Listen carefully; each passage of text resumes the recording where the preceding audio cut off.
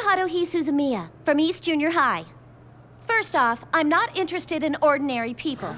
But if any of you are aliens, time travelers, or espers, please come see me. That is all. That's it. That's the plot of the show.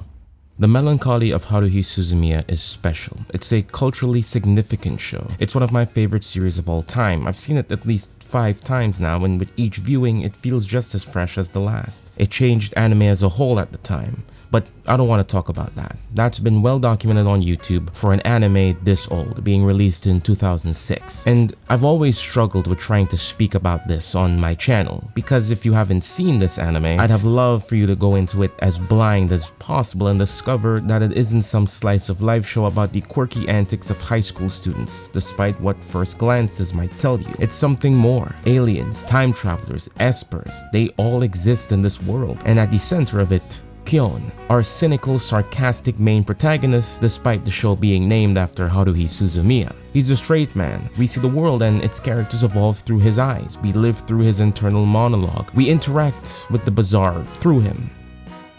No, interact is the wrong word.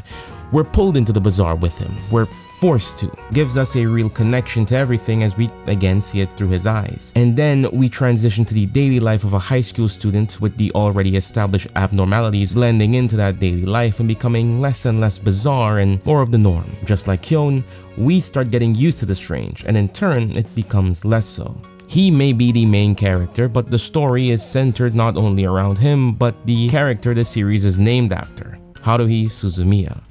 Haruhi quite literally stands at the forefront of this series. Her personality is commanding. Her presence dominates any room she's in.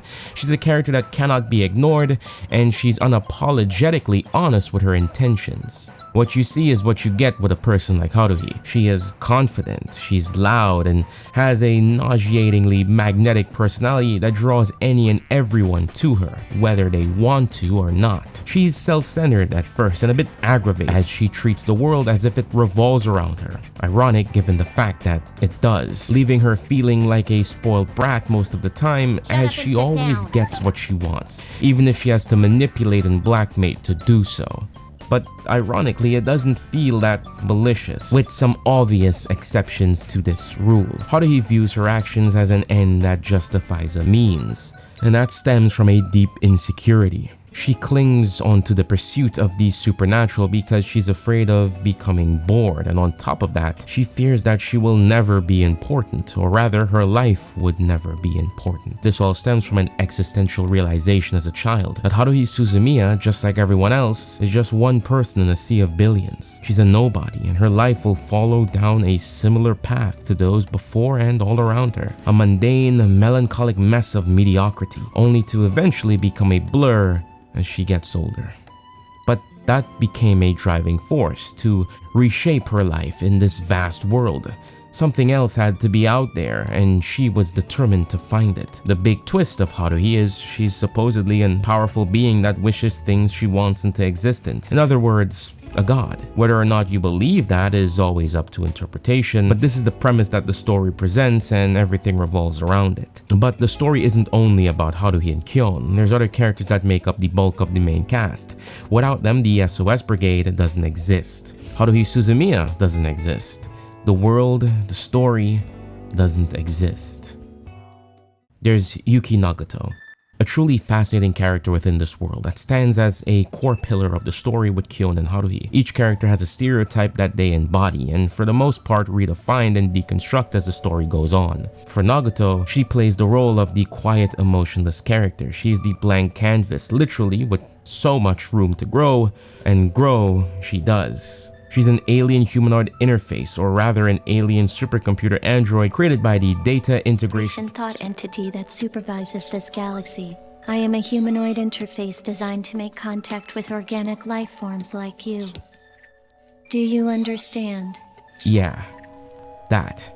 Just like you would expect from a supercomputer, she operates on logic and can manipulate data with scary precision, to the point where she can manipulate reality. She's a walking, talking, breeding system admin of the universe. The great thing about Nagato is the immense development she goes throughout the story, and like Haruhi, the attachment she grows to Kyon. This causes her to sometimes bend the rules of her original programming to make sure he, and I suppose the rest of the SOS Brigade, are safe. But mostly Kyon. She observes the world and everyone in her circle quietly, and only acts when necessary. Hell, she only ever really speaks when directly spoken to. Watching Yuki develop human-like emotions and make human-like decisions is heartwarming. It brings her character full circle, and she becomes more than an anime trope. But through her deliberate actions, we and Kyon can infer what's going on in that head of hers. If Haruhi embodies the idea of depression, boredom, and a sense of becoming something more, then Nagato encapsulates the idea of loneliness. Being a construct purely artificial, she is isolated from the world.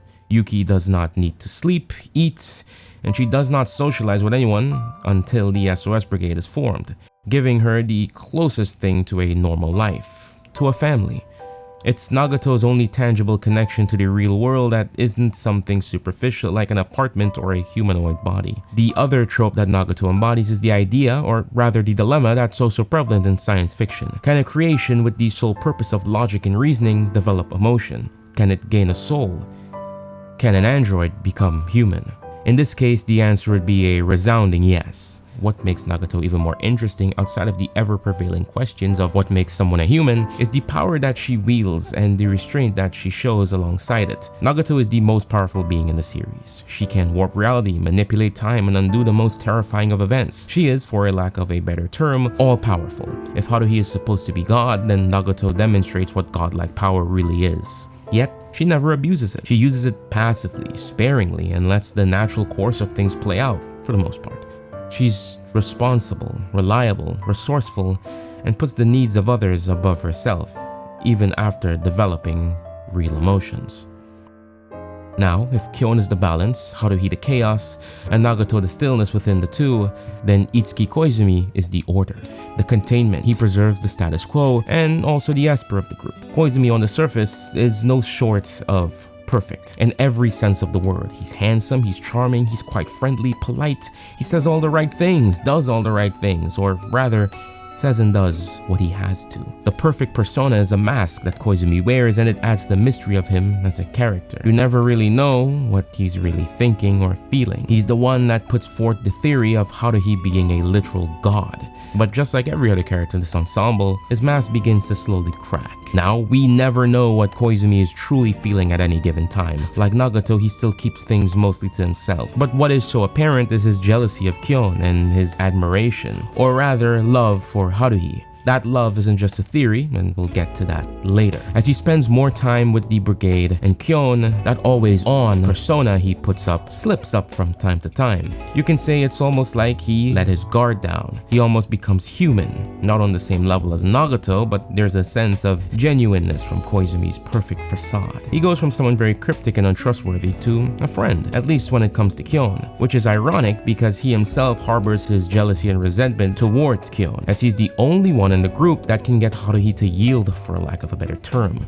Kyon, the normal one of the group, against Koizumi, a being that Haruhi literally wishes to be real. But despite this, Koizumi doesn't really change too much. He stays stagnant for the most part, and I suppose it's fitting due to his role as the keeper of the status quo. Things need to stay stagnant. As long as the world stays the same and the people in it continue to sail the metaphorical ship steady, Koizumi has done his job, and he's done it well. Now, on to the last member of the SOS Brigade, Mikuru Asahina, and she is quite complex. Deceptively complex. While the other characters have their traits spelled out for them through their constant actions or interactions in certain scenarios, Mikuru feels as though she lacks agency, and that's the point. To fully understand her, a little more digging is necessary to unearth the secrets hidden within her cutesy, timid, clumsy exterior. Mikuru is the time traveler of the series, and the reason why she lacks so much agency as a character on the surface is because she has to follow a steady path to keep the flow of time moving in one direction. It's a very important job, but it leaves her ultimately reactionary, as she only does what she has to via orders she receives from her bosses, one of which being her from the future. Mikuru is an extremely emotionally mature character who's very capable and serious as shown by her future self. This gives context clues to how controlled Mikuru is and how well she plays her part. Even if we discount her future self, some of her moments in the current time with Kyon also gives us a very good grasp of who she is. She feels like a tool because she is one, at least at first. She has no freedom, she can't say too much, she can't do too much, it's almost as if she's trapped, forever destined to one path forever with no say. It leaves Mikuru taking the brunt of Haruhi's abuse. She's a victim that can't fight back, and leaving Haruhi unchecked to flex her authority over her is a plot point that the series dives into and makes Haruhi very unlikable at times. She is someone who is objectified to get what Haruhi wants. Now, Haruhi objectifies herself as well, I will say that, but Mikuru has no say, no consent, and it's all due to obligation. Keeping the sacred timeline, well, sacred.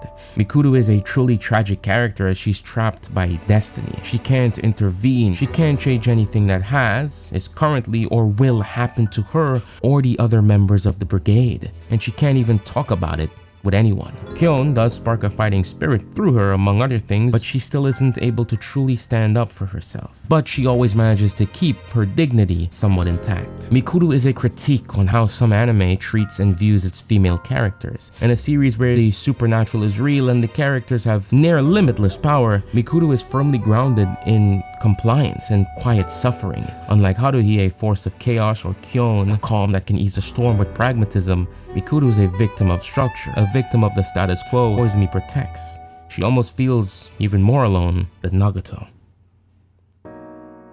As you can see, this series has characters that redefine, deconstruct, and criticize common tropes in and out of its medium, given the fact that the anime is an adaptation of a light novel. Even the simplest of characters are extremely layered in a world that feels completely real and grounded despite the abnormalities that are very much within them. I tend to offer a compliment within the media that I discuss on this channel. It feels real. This to me is very high praise I can give to any series, and no other series I've covered or will cover embodies that praise more so than the Melancholy of Haruhi Suzumiya.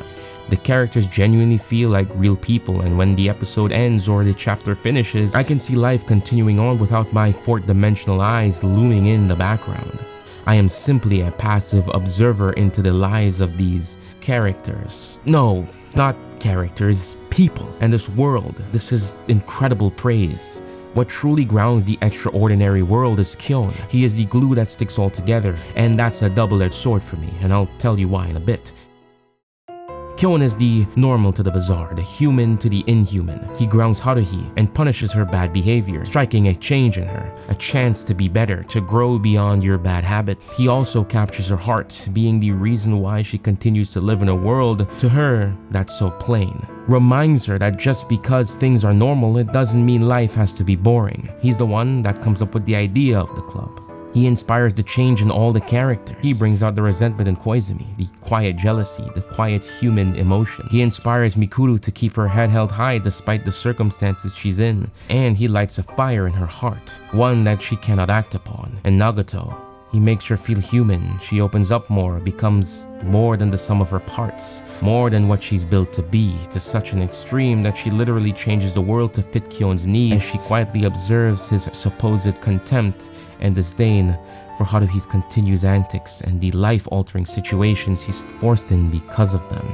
I say this is a double-edged sword because without Kyon, this group falls apart. Sure, they'll all be there for Haruhi, but they'll be a shell of what they are now. No real human connection, no real camaraderie. Without Kyon, this is not a friend group, as Koizumi, Mikuru, and Nagato do not interact with each other one-on-one, and I can't see them doing so either. It's a thought that has always made me sad, that these people are not real friends without Kyon.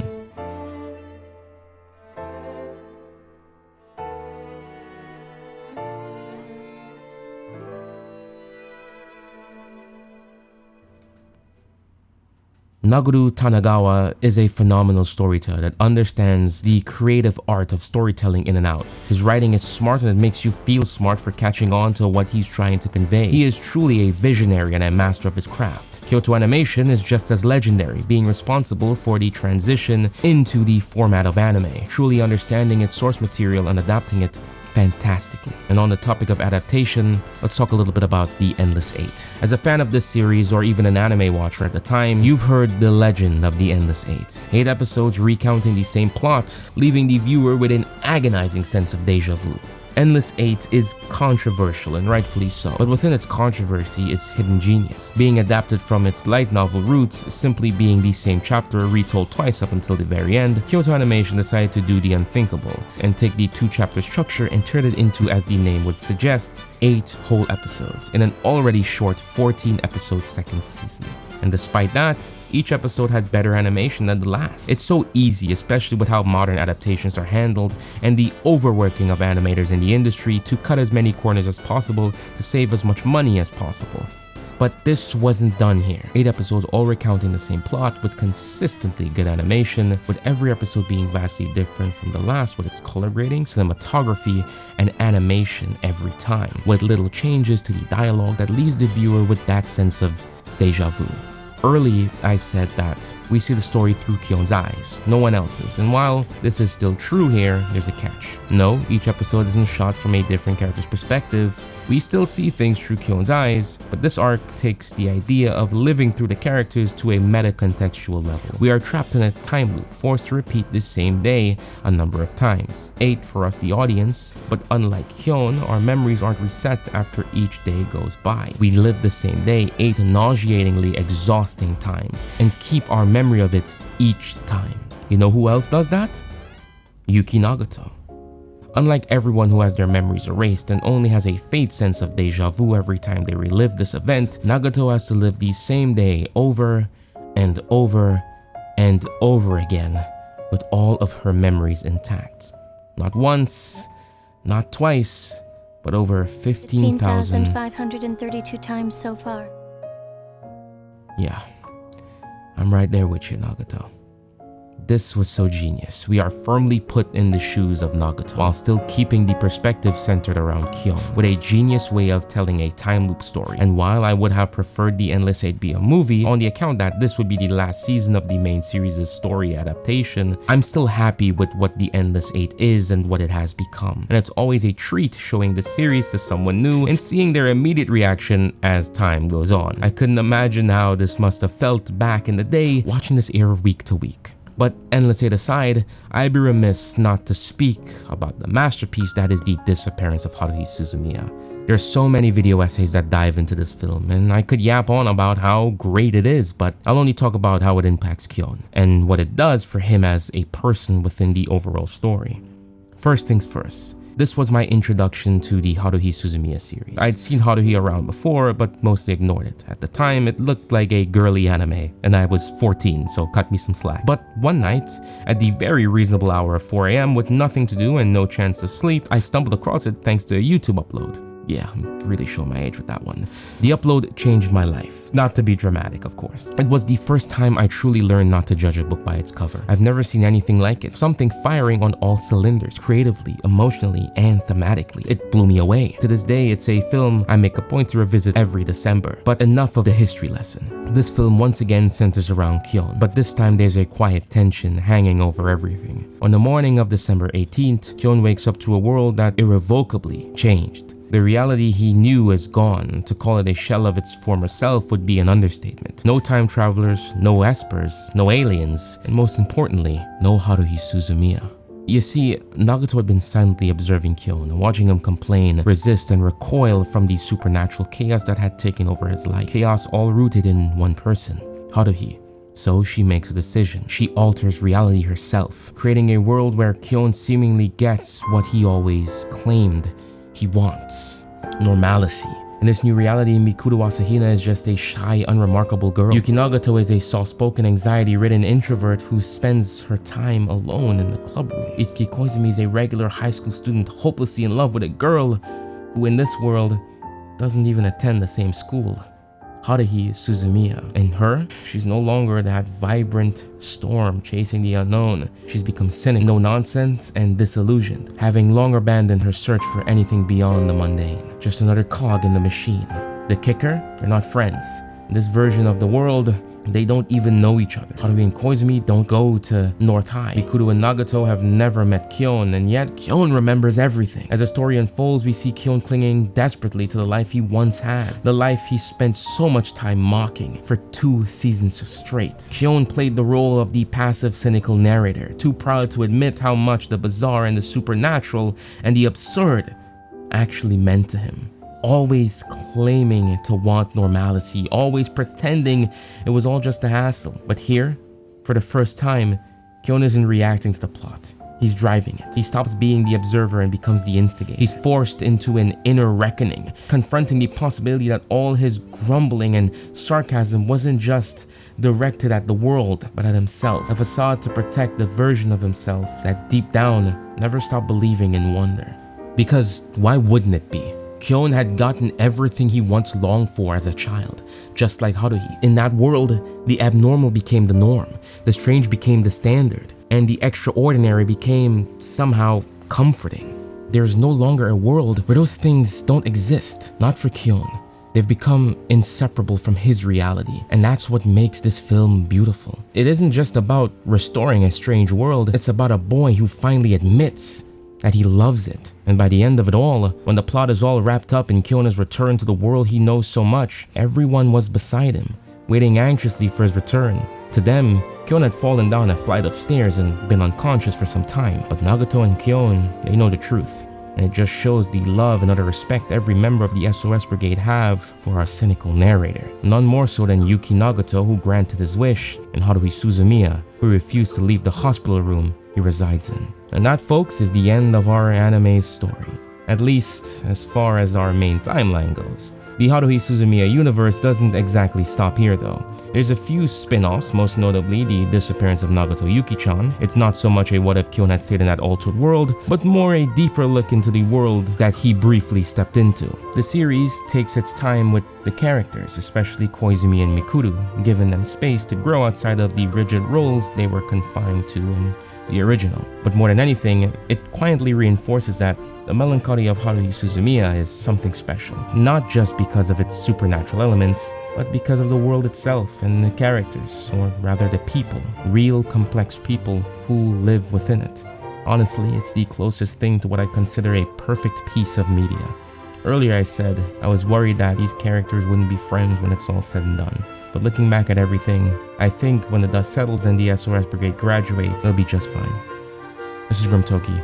This has been Beyond Animation, and I'll see you in the next one. I guess I always knew those things were bogus, I just didn't want to admit it. All I ever wanted was for an alien, time traveler, ghost, monster, esper, evil syndicate, or the hero that fought him to just appear and say, hey! Unfortunately, reality is a hard road indeed.